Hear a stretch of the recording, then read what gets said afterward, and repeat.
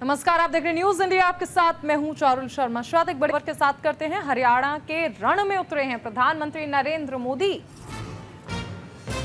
हरियाणा चुनाव में पीएम मोदी की आखिरी रैली। पलवल में विशाल जनसभा को संबोधित किया।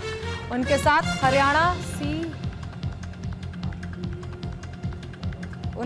हरियाणा के सीएम सैनी मौजूद रहे।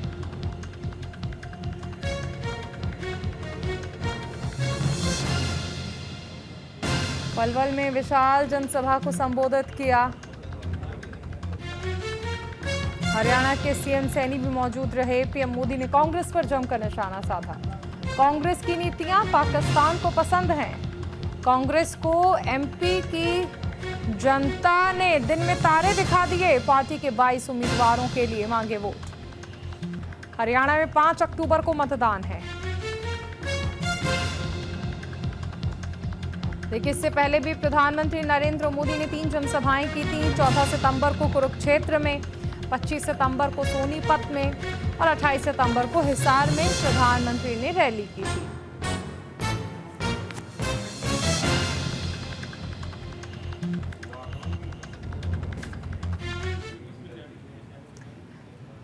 तो हरियाणा में 8 अक्टूबर को मतदान होना है। पीएम मोदी इससे पहले 3 जनसभाएं कर चुके हैं। 14 सितंबर को धर्मनगरी कुरुक्षेत्र में प्रधानमंत्री नरेंद्र मोदी ने रैली की थी। 25 सितंबर को सोनीपत के गोहाना में प्रधानमंत्री की रैली रही और 28 सितंबर को हिसार में प्रधानमंत्री ने रैली की। हरियाणा में 5 अक्टूबर को मतदान होना है और उससे पहले प्रधानमंत्री नरेंद्र मोदी की आखिरी रैली थी।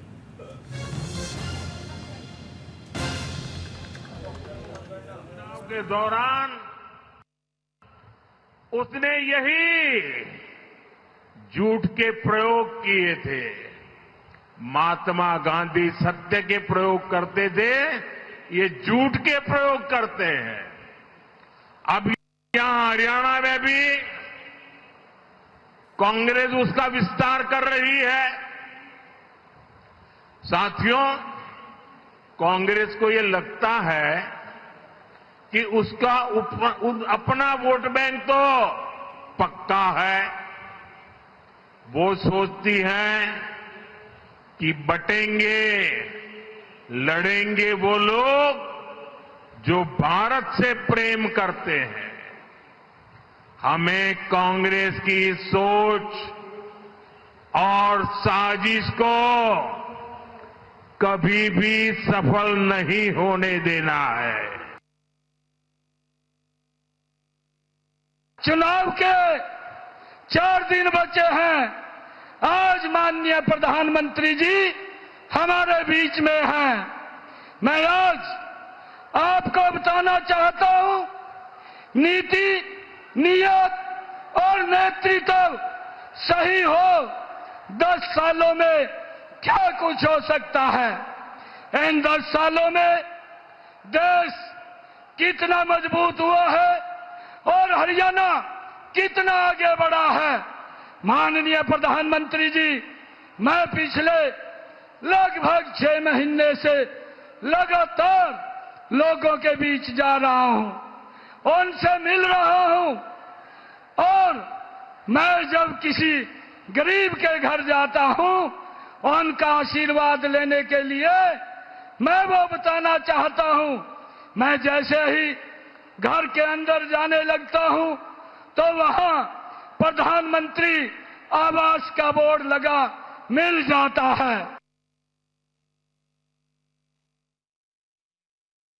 तो हरियाणा के रण में पीएम मोदी उतर चुके हैं और इनकी तीसरी और आखिरी रैली थी। हरियाणा में प्रधानमंत्री नरेंद्र मोदी की रैली हुई। पलवल में उन्होंने जनसभा को भी संबोधित किया था। हरियाणा में पीएम मोदी की आखिरी रैली थी, चौथी और आखिरी रैली थी। हरियाणा चुनाव के लिए पीएम मोदी की आखिरी रैली। पार्टी के 22 उम्मीदवारों के लिए यहां पर प्रधानमंत्री ने वोट अपील की। पीएम ने बीजेपी के लिए जन आशीर्वाद मांगा। पीएम मोदी इससे पहले 3 जनसभाएं कर चुके हैं। 14 सितंबर को धर्मनगरी कुरुक्षेत्र में रैली हुई और 25 सितंबर को सोनीपत के गोहाना में प्रधानमंत्री की रैली। 28 सितंबर को हिसार में रैली हुई और हरियाणा में 5 अक्टूबर को देखिए चुनाव है और 8 अक्टूबर को यहां मतगणना होनी है। हरियाणा विधानसभा चुनाव के नतीजे की अगर हम बात कर ले तो यहां पर वोट शेयर सबसे पहले 2009, 2014 और 2019 का, देखिए ये आप वोट शेयर देख रहे हैं 2009, 2014, 2019। बीजेपी का 2009 में 9.04% वोट शेयर था और 2014 में 33.20, वहीं 2019 में 36.49% यानी 9.04 से लेकर ये जो वोट शेयर है 10 साल में 36.49% पहुंचा है।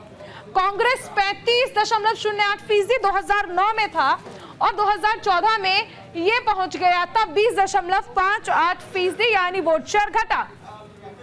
हालांकि 2019 में वोट शेयर बढ़ा और 28.08% वोट प्रतिशत जो है वो पहुंच गया था। आईएनएलजी की बात करते हैं 25.79% 2009 में, 2014 में मामूली सी गिरावट 24.11% वोट परसेंटेज यहां पर होता है और 2019 में बहुत बड़ी गिरावट देखने को मिली जब 2.44% वोट परसेंटेज हो गया था। अब हम बात करते हैं जेजेपी की और 2009 की बात करते हैं। Vote percentage 0%। 2014 में स्थिति उतनी ही रहती है, वोट परसेंटेज यहां पर 0% रहता है, लेकिन 2019 आते आते सीधा 14.84% हो जाता है। तो 2009, 2019 और 2014 का वोट परसेंटेज जो है वो हमने आपको दिखाया। चलिए आगे बढ़ते हैं। हरियाणा विधानसभा चुनाव में कांग्रेस भी जुट चुकी है। राहुल गांधी की विजय संकल्प यात्रा का आज दूसरा दिन था। सोनीपत बहादुरगढ़ में राहुल गांधी ने जनसभा की। बहादुरगढ़ में राहुल गांधी ने एक विशाल रोड शो भी किया। कांग्रेस सांसद दीपेंद्र हुड्डा इस रोड शो में मौजूद रहे। बहादुरगढ़ में जनसभा को भी संबोधित किया। राहुल ने बीजेपी पर जमकर निशाना साधा। जींद में जनसभाओं को संबोधित करेंगे। अंबाला से शुरू हुई ये विजय रथ यात्रा, विजय संकल्प यात्रा। 2 अक्टूबर तक ये संकल्प यात्रा इसी तरह से चलने वाली है। कांग्रेस नेता राहुल गांधी की दूसरे दिन की हरियाणा विजय संकल्प यात्रा जारी है और आज की यात्रा झज्जर के बहादुरगढ़ से शुरू हुई। यात्रा के दौरान सोनीपत बहादुरगढ़ में राहुल ने जनसभा को संबोधित किया। उन्होंने कहा कि कांग्रेस नेता शेर हैं, लेकिन आरएसएस वालों में दम नहीं है। ये लोग मुझे देखकर छुप जाते हैं। लोकसभा में जब मैं भाषण देता हूं तो पीएम नरेंद्र मोदी निकल जाते हैं। मैं बीजेपी और मोदी से नफरत नहीं करता। राहुल ने पीएम मोदी से पूछा कि गुजरात में अडानी पोर्ट में ड्रग्स पकड़ी गई, उस पर क्या कार्रवाई की गई, ये हरियाणा की जनता को बताएं। हरियाणा में बीजेपी सरकार के परिवार पहचान पत्र को राहुल गांधी ने परिवार परेशान पत्र बताया।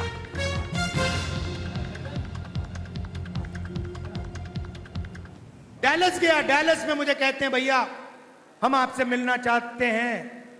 आप कौन हो? हम हरियाणा के युवा हैं। डैलस में क्या कर रहे हो? हरियाणा से हम भाग के गए। क्यों गए?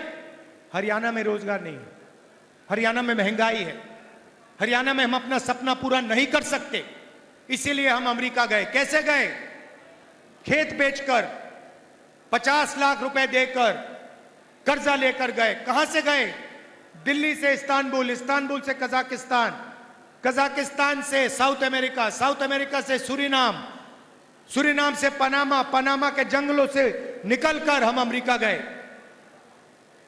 अभी तक हमें नहीं मालूम कि हमें वापस भेजा जाएगा या नहीं। क्यों गए? करने को कुछ नहीं है। किस रेट पे आपने कर्जा लिया? 2 रुपए प्रति महीना। मैंने उनसे पूछा भाई बताओ, 30 लाख रुपए आपने दे दिए, 50 लाख रुपए आपने दे दिए अमेरिका जाने के लिए, हरियाणा में आपने छोटा सा बिजनेस क्यों नहीं खोला? हरियाणा में आपने दुकान क्यों नहीं खोली? हरियाणा में आपने छोटी फैक्ट्री क्यों नहीं खोली? उन्होंने मुझे कहा राहुल जी, हरियाणा में छोटी फैक्ट्री, छोटा बिजनेस सफल हो ही नहीं सकता, इसलिए हम अमेरिका गए हैं। तो कांग्रेस की विजय संकल्प यात्रा की बात करते हैं। विजय संकल्प यात्रा का आज दूसरा दिन रहा और अंबाला से ये विजय संकल्प यात्रा शुरू हुई थी। विजय संकल्प यात्रा 2 अक्टूबर तक चलेगी, यानी कल तक। विजय संकल्प यात्रा में कांग्रेस के दिग्गज शामिल हुए। कल प्रियंका गांधी इस यात्रा में शामिल हुई।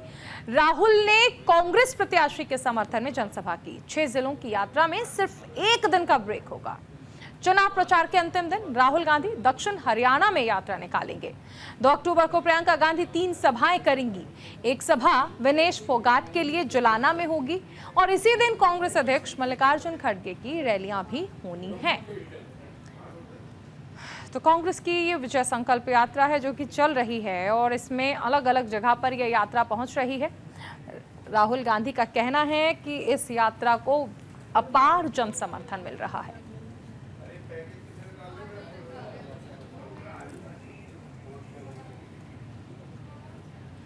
हरियाणा में बीजेपी का प्रचार तेज हो गया है। सीएम पुष्कर सिंह धामी ने चुनावी रैली की है और रोहतक में सीएम धामी ने ताबड़तोड़ रैली की। बीजेपी उम्मीदवारों के समर्थन में वोट अपील की।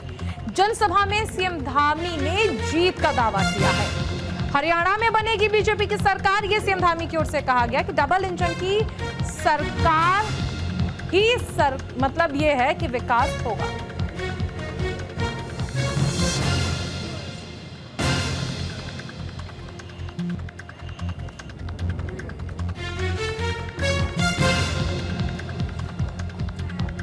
तो जीत का दावा किया गया है। जम्मू कश्मीर के साथ ही बीजेपी नेतृत्व में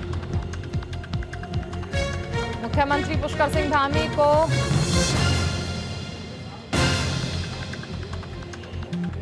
विधानसभा के चुनावों में भी मोर्चे पर उतारा है।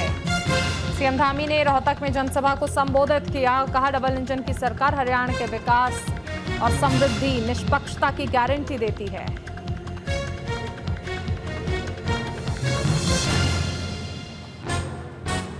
दस वर्षों के अंदर हमारे प्रधानमंत्री मोदी जी के मार्गदर्शन में हरियाणा के अंदर चलने वाली डबल इंजन की सरकार ने अनेक काम हरियाणा को आगे बढ़ाने के लिए किए, हरियाणा के चहुमुखी विकास के लिए किए। पिछले 10 वर्षों की अगर मैं बात करूं तो इन 10 वर्षों में इंफ्रास्ट्रक्चर मजबूत हुआ है। अनेक योजनाओं के जरिए गरीब किसान और मजदूर वर्ग को आगे बढ़ाने का काम हरियाणा की सरकार ने किया है। अगर हम सड़कों की बात करें तो 2014 से पहले जब लोग पूछते हैं कि 10 सालों में हरियाणा किस प्रकार से विकास की ओर आगे बढ़ा, तो भाइयों बहनों तो याद आता है कि हरियाणा के अंदर सड़क का क्षेत्र हो, रेल का क्षेत्र हो, हवाई अड्डे हो, अस्पताल हो, मेडिकल कॉलेज हो या फिर पेयजल की जो बड़ी समस्या होती थी, उन पेयजल की बड़ी समस्याओं में भी अभूतपूर्व रूप से हरियाणा के अंदर काम हुआ है। तो हरियाणा के रण में है उत्तराखंड के मुख्यमंत्री पुष्कर सिंह धामी। बीजेपी के फायर ब्रांड स्टार प्रचारकों में उनका नाम आता है। हरियाणा में पुष्कर सिंह धामी ने ताबड़तोड़ रैलियां की हैं। रोहतक में जनसभा को धामी ने संबोधित किया। बीजेपी प्रत्याशी के समर्थन में भी वोट अपील की। डबल इंजन सरकार ने हरियाणा की प्रगति और विकास के काम किए। पिछले 10 सालों में बुनियादी ढांचे को मजबूत किया है। हरियाणा सरकार ने जनता के लिए कई योजनाएं बनाई हैं। गरीब, किसान और मजदूर वर्ग को मजबूत करने का काम किया। बीजेपी की सरकार मतलब गरीबों की सरकार। सीएम धामी ने कहा कि बीजेपी के राज्य में गरीबों को हक मिला है। हरियाणा में 90 सीटों पर बीजेपी की जीत का दावा किया गया है।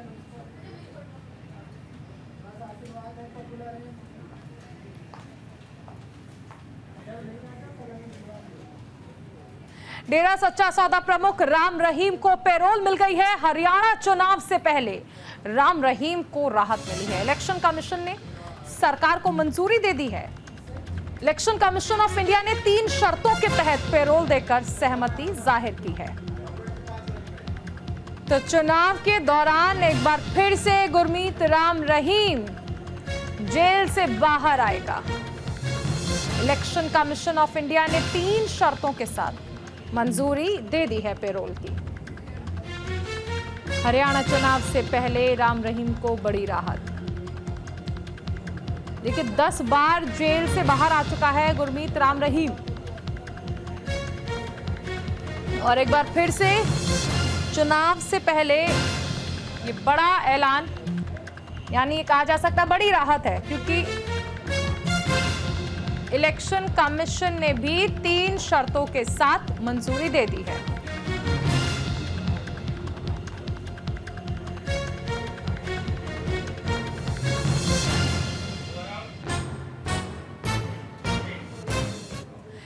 देखिए, अब हम आपको बताते हैं कि कब कब जेल से बाहर आया गुरमीत राम रहीम। 10 बार अब तक जेल से बाहर आ चुका है।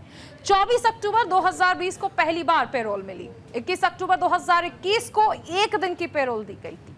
तीसरी बार 7 फरवरी 2022 को 21 दिनों की पैरोल हुई। चौथी बार जून 2022 में 1 महीने की पैरोल मिली। पांचवी बार अक्टूबर 2022 में 40 दिन की पैरोल मिली। छठी बार 21 जनवरी 2023 को 40 दिन की पैरोल पर गुरमीत राम रहीम बाहर आया। सातवीं बार 20 जुलाई 2023 को और 30 दिनों की ये पैरोल थी। आठवीं बार नवंबर 2023 में 21 दिनों की फरलो मिली थी। 19 जनवरी 2024 को 60 दिनों की पैरोल और 10वीं बार 12 अगस्त 2024 को 21 दिन की फरलो गुरमीत राम रहीम को मिली थी, जिस दौरान वो बाहर आया। तो देखिए, अब तक 10 बार आपको कहा जा सकता है कि बाहर आ चुका है गुरमीत राम रहीम जेल से।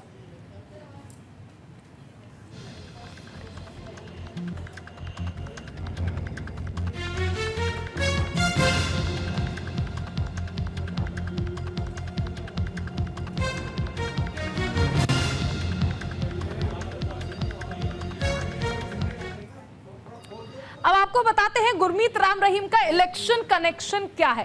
पंजाब विधानसभा चुनाव से पहले फरवरी 2021 में 21 दिनों की पैरोल पर गुरमीत राम रहीम बाहर आया।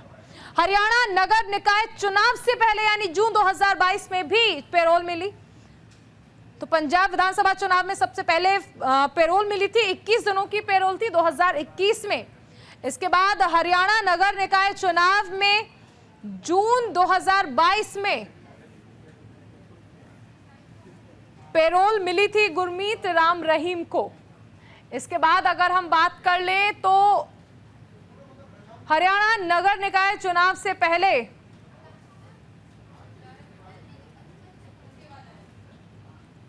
पैरोल मिली थी।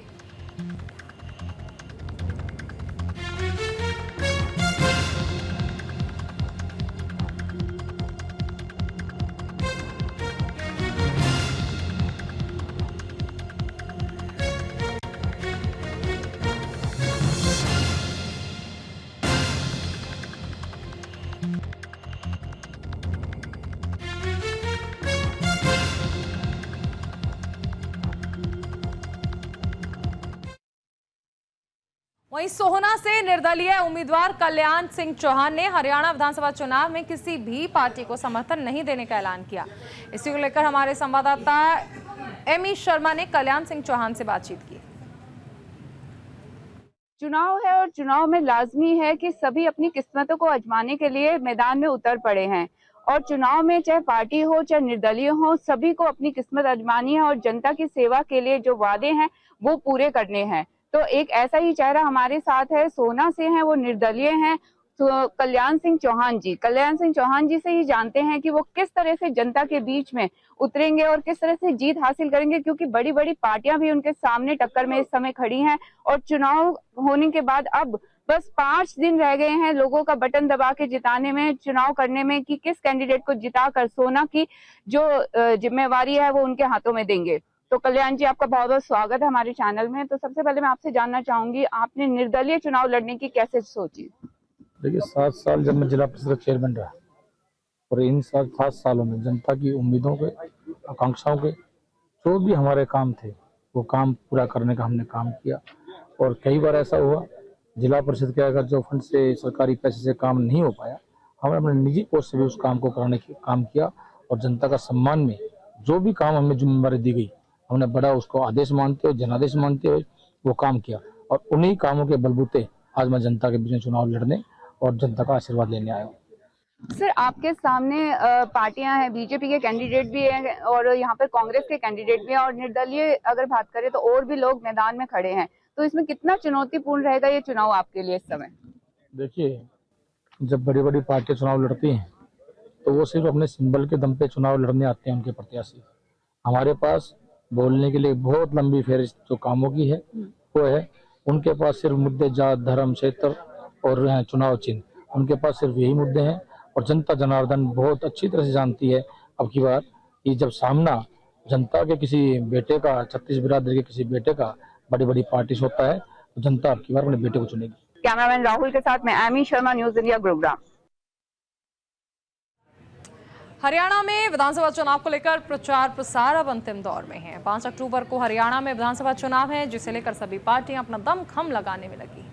इसी को लेकर हमारे संवाददाता ने कैथल से बीजेपी प्रत्याशी कुलवंत बाजीगर से खास बातचीत की। जो प्रत्याशी हैं मैदान के अंदर, उनके पक्ष में आज केंद्रीय कैबिनेट मंत्री शिवराज सिंह चौहान, अगर मैं पीछे दिखाऊं तो ये लगातार तस्वीरें भी देख सकते हैं, जो बिल्कुल हवा के अंदर है, जो अभी रोड शो करके गुलाचीका से गए हैं। तो कुलवंत बाजीगर हमारे प्रत्याशी हैं भाजपा के, तो यहाँ से जानते हैं कि आज रोड शो करने के बाद किस तरह से ताकत मिली। देखिए, शिवराज चौहान जी जो कृषि मंत्री है, इनका एक बहुत बड़ा रुतबा है, इनका राजनीतिक तजुर्बा बहुत ज्यादा है। और ये जब 2014 में भी मेरे चुनाव में आए थे तो मुझे जीत मिली थी, क्योंकि ये लोगों को बहुत बढ़िया ढंग से समझा पाए थे, लोगों को बहुत बढ़िया ढंग से मैसेज दे पाए थे। मैसेज तो हर कोई देता है, लेकिन उसकी मानता कितनी है, उसकी समझता कितनी है, लोग अपने अंदर कितनी लेके जाते हैं, ये लोगों में निर्भर करता है। तो इनकी बात, शिवराज चौहान जी की बात को लोग अंदर ले जाते हैं और उस बात पे अमल करते हैं। तब भी हमें मेरे को जिताया था, और आज भी जिस तरीके से लोगों ने बड़ी खुशी से सुना और लोगों ने तालियां बजाई, लोगों ने इनकी बात पे विश्वास किया, और मुझे विश्वास है उस बात पे अमल होगा। अगर हम बात करें रोड शो करने के बाद जो किसानों के अंदर किसी तरह का संशय था, क्या वो संशय आज खत्म हो गया? आपको लगता है कि एक तरफा कहीं ना कहीं वो समर्थन देंगे? देखिए, किसान ज्यादातर हमारे साथ हैं। इक्का दुक्का कांग्रेस पार्टी के जो कार्यकर्ता हैं, वो अपने आप को किसान बता के वो कहीं भी जनसभा में कोशिश करते हैं, लेकिन वहां के लोग कहते हैं भी हम भी तो किसान हैं। तो इसीलिए 2-4 किसान उधर होते हैं और हमारे साथ किसान ज्यादा हैं। तो वो आपके सामने दिख ही रहे हैं, क्योंकि अभी भी प्रोग्राम में जाएंगे खरका गांव में, अभी देखना कितने किसान हमारे साथ। कैथल से न्यूज इंडिया के शंकी जिंदल की रिपोर्ट। संजौली विवाद पर हिमाचल के पूर्व सीएम जयराम का बयान आया। संजौली विवाद दुर्भाग्यपूर्ण है, इस समस्या का हल निकालने की जरूरत है, जयराम ठाकुर की ओर से कहा गया है।